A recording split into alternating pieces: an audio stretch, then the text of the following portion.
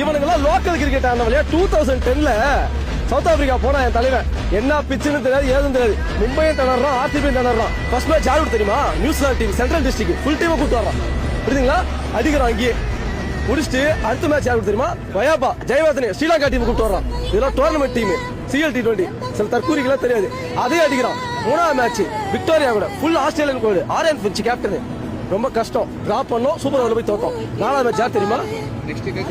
நாலாவது match warriors south Africa team அவனையும் அடிச்சோம். ஓகேங்களா? ஆனா வாரியர்ஸ் என்ன பண்ண தெரியுமா? ஏமன்ல நான் தான் ஜெயிப்பிட்டு உண்மையிலே போயிட்டு டஃப்பான டீம் சவுத் ஆஸ்திரேலியா ஜெயிச்சுட்டு திரும்ப வந்து ஃபைனல் நிக்கிறாங்கல்ல.